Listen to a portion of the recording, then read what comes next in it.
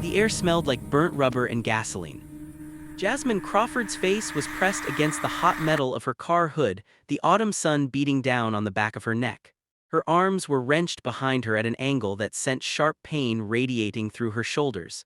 She could feel the weight of a knee digging into her lower back, pinning her down like she was something dangerous. "Stop resisting," a voice barked above her, loud enough for the growing crowd to hear. But she wasn't resisting. She hadn't moved since the moment his hands first grabbed her. Her fingers were splayed flat against the hood, trembling, her wedding ring glinting in the afternoon light. Around her, car doors were opening, phones were rising into the air. A woman's voice from the sidewalk, "Oh my God, are you seeing this?" Jasmine's breath came in shallow gasps. Her purse had been dumped onto the pavement, its contents scattered across the concrete: lipstick, receipts, a hairbrush, her work badge, everything exposed, everything violated. "Please," she whispered, her voice barely audible, "I didn't do anything." The pressure on her back increased. She turned her head slightly enough to see the edge of the crowd forming. A teenage boy held up his phone. An older man stood frozen with his grocery bags. A mother pulled her child closer, eyes wide. And then she remembered what was still clutched in her right hand. The thing she'd been holding the entire time. The thing he never asked about. If you think this is shocking already, wait until you hear the twist. Hit subscribe now so you don't miss it. October 14th, 2023. 2:47 p.m. Riverside Commons Shopping Plaza, Bellwood, Virginia. 40 minutes earlier, Jasmine Crawford had been smiling. She just left the dry cleaners with her husband's suit draped carefully over her arm, the one he'd need for his sister's wedding that weekend.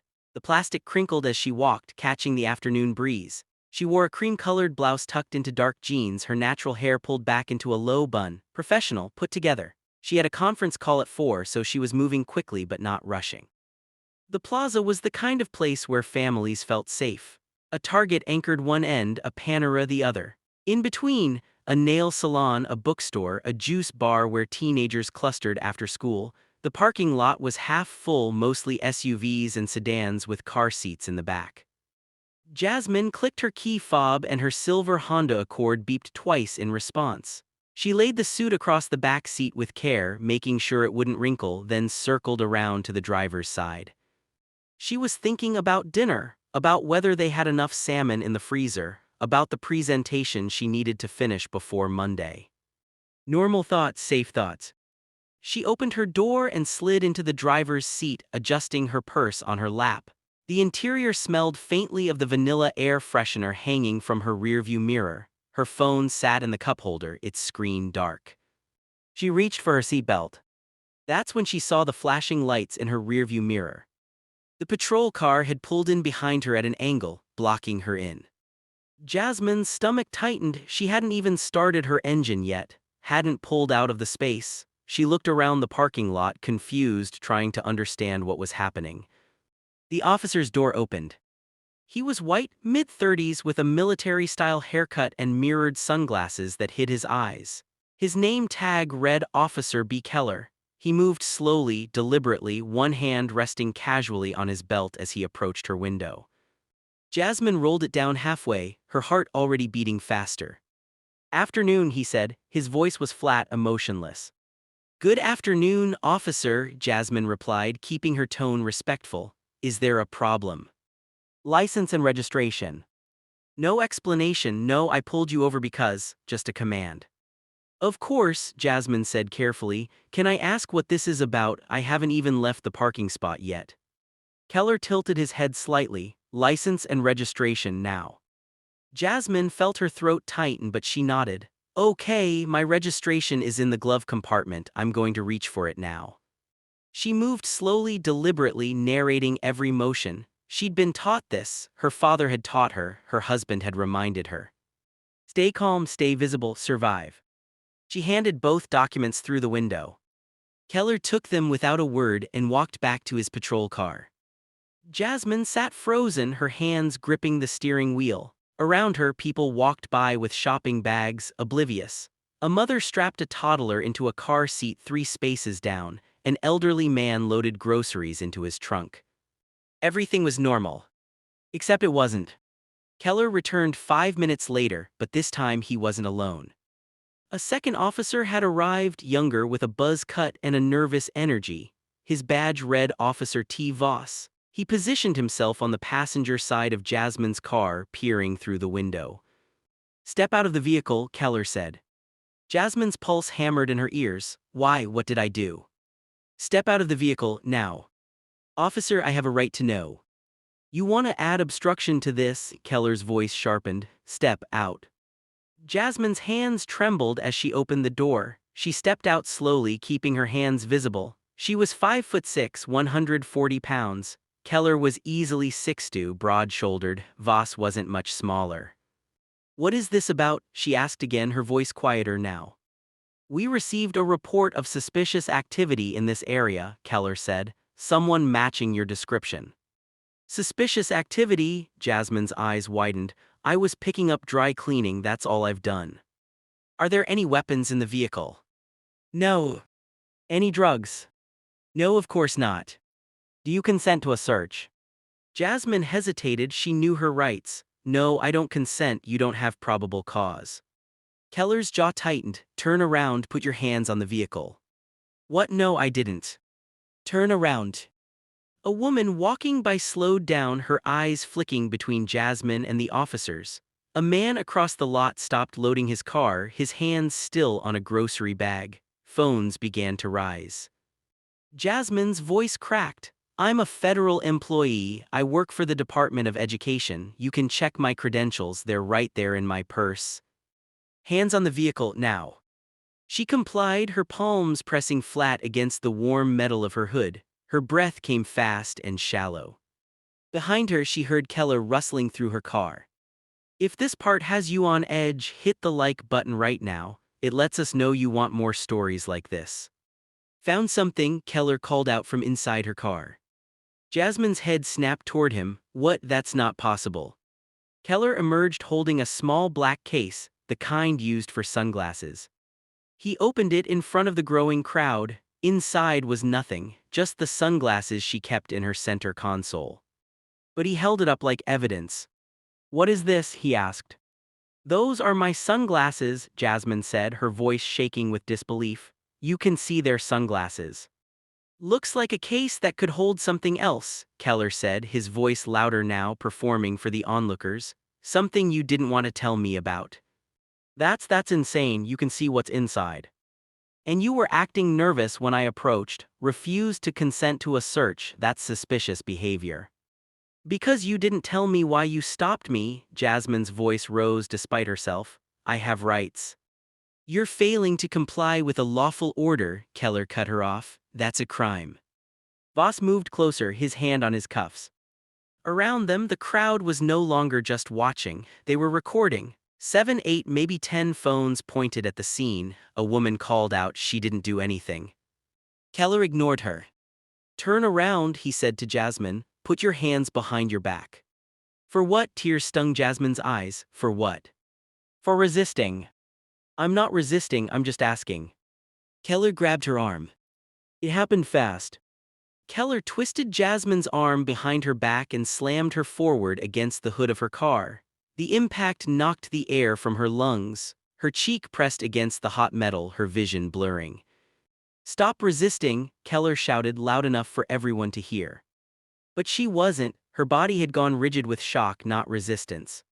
Voss grabbed her other arm, wrenching it back to meet the first. The metal cuffs bit into her wrists, clicking shut. The pressure sent pain shooting up her shoulders. "Please," Jasmine gasped. "I didn't do anything, please." Keller pushed his knee into her lower back, pinning her harder against the car. Her purse hit the ground, spilling open. Lipstick rolled across the pavement. Her work badge skidded under someone's tire. The crowd pressed closer. "Oh my God," someone whispered. "Are you getting this?" another voice asked. "This is wrong," a man said, but he didn't move. No one moved.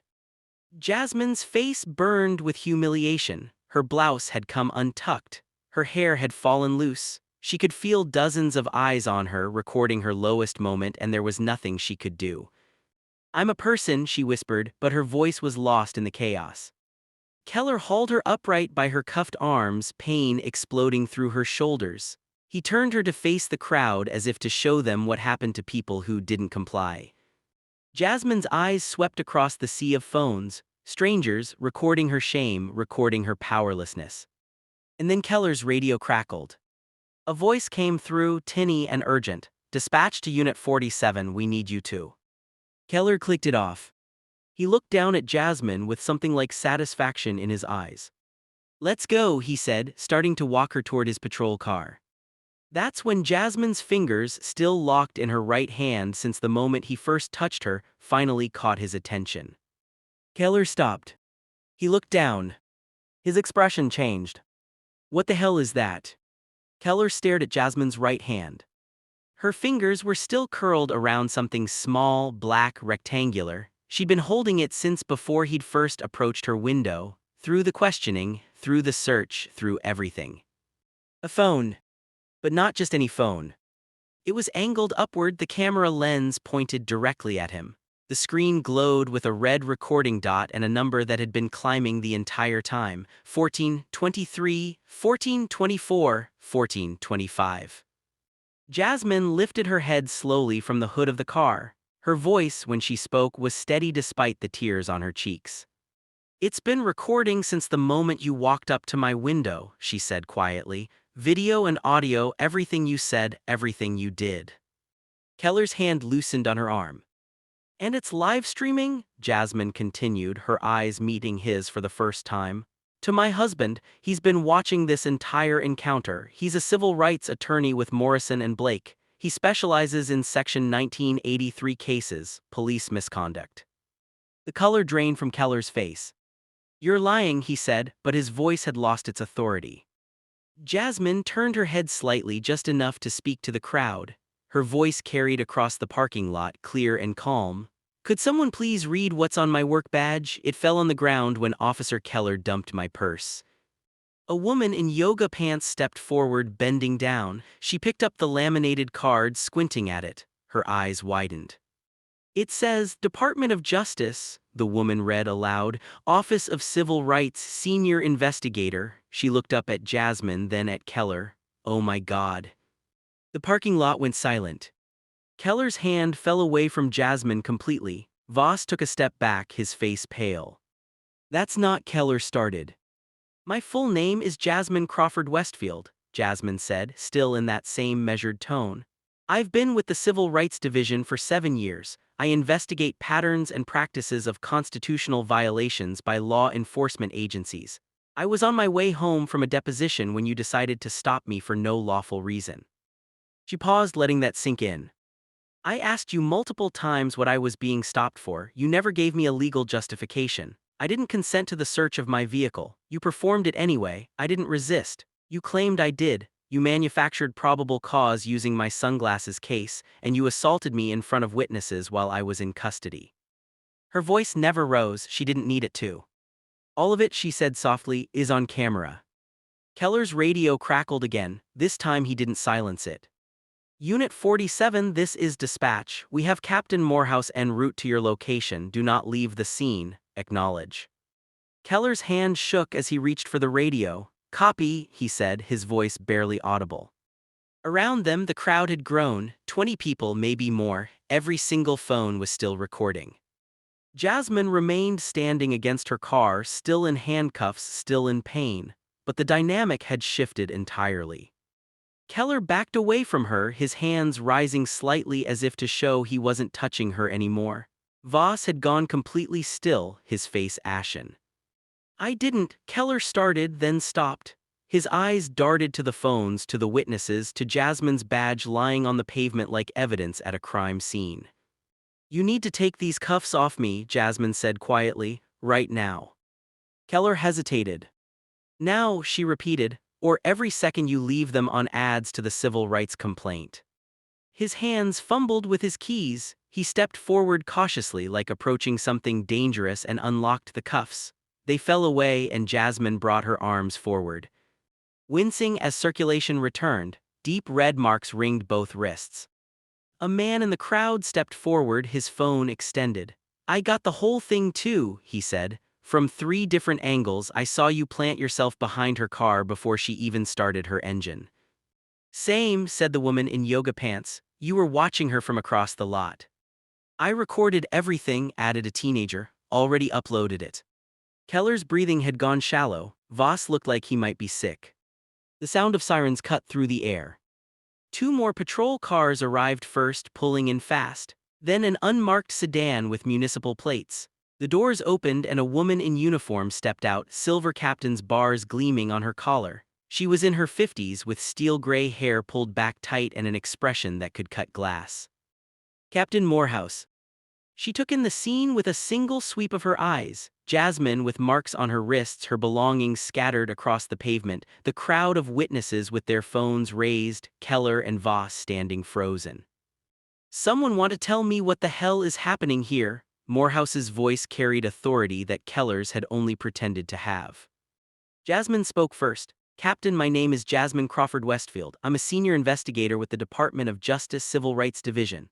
She kept her voice level, professional. At approximately 3:15 this afternoon, I was detained without probable cause by Officer Keller. He performed an illegal search of my vehicle after I declined to consent. When I asked for legal justification, he fabricated a reason to escalate. He then physically assaulted me and placed me in restraints while I was compliant. The entire encounter was recorded and live-streamed. She held up her phone, the red recording dot still glowing. Morehouse's jaw tightened. She turned to Keller. Is this true? Captain, she was acting suspicious and I. Answer the question, did you stop her without probable cause? Keller's mouth opened and closed. Did you search her vehicle after she declined consent? Silence. Did you place your hands on her while she was compliant? There were exigent circumstances. Were there? Morehouse cut him off. She looked at the crowd. Did anyone here see this woman pose a threat to Officer Keller? Heads shook, murmurs of no rippled through the witnesses. Morehouse turned back to Keller and Voss. Both of you surrender your badges and firearms, now. Captain. Now. With shaking hands, Keller unclipped his badge. Voss did the same. They placed them in Morehouse's outstretched hand along with their service weapons. You're both suspended pending investigation, Morehouse said. Go back to the station, don't speak to each other, don't speak to anyone, wait for internal affairs. Keller's face had gone from red to gray. Captain, please. Go. They left like ghosts, climbing into their patrol car with movements that looked mechanical, defeated. The crowd watched them drive away in silence. Morehouse approached Jasmine, her expression shifting from anger to something closer to regret.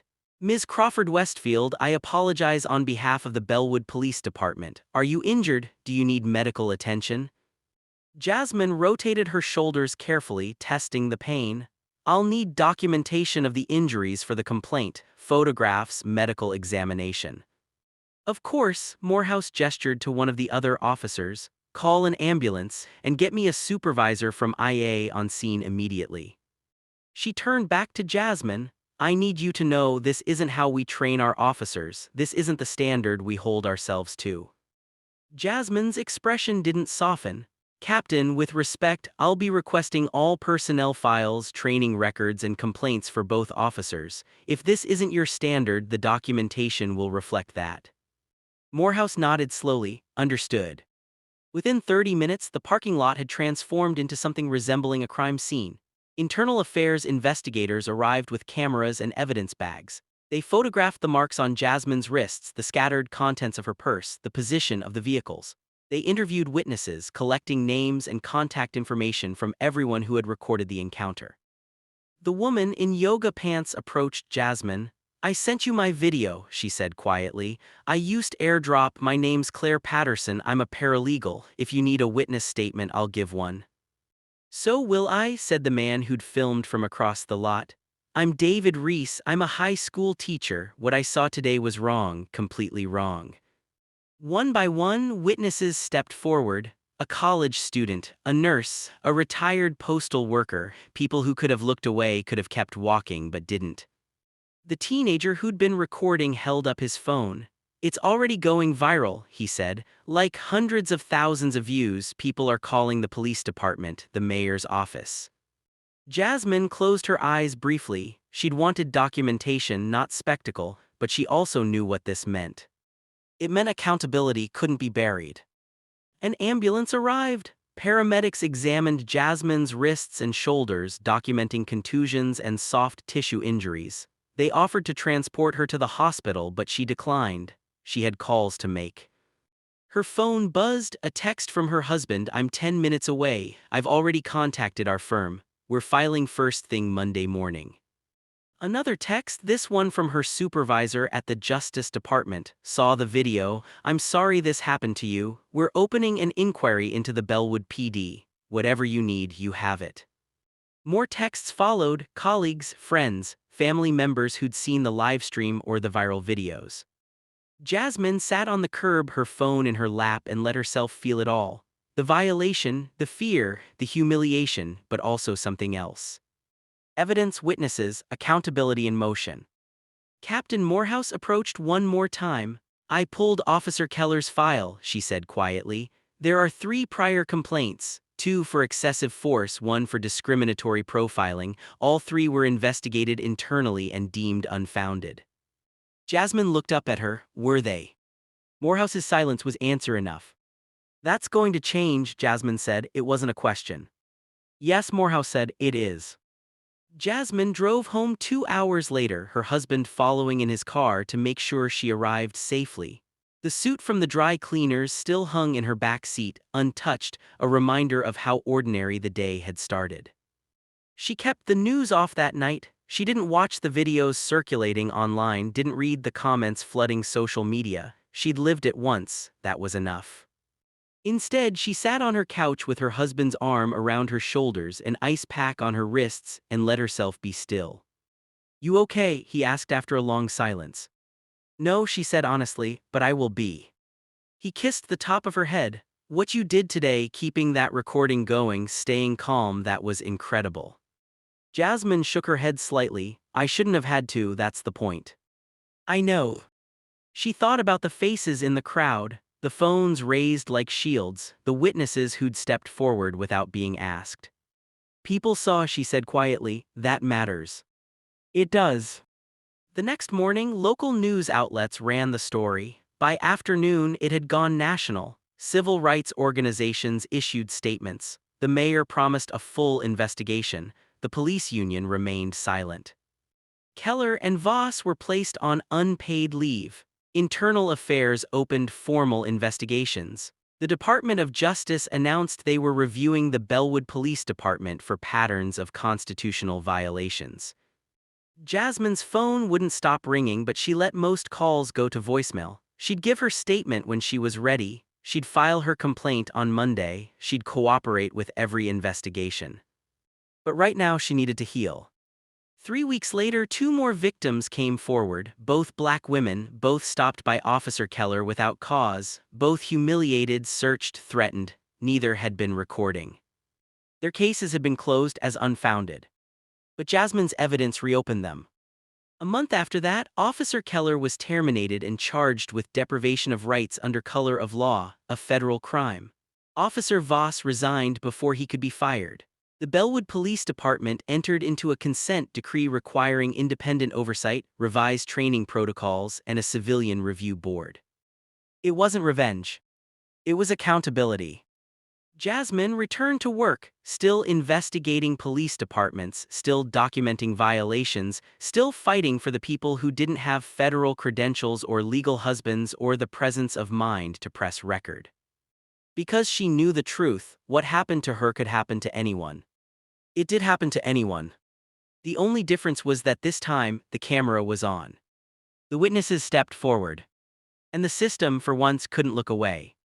Justice isn't a moment, it's a process. If this story moved you, hit subscribe and share it, because the only thing more powerful than one person with a camera is thousands of people who refuse to stay silent.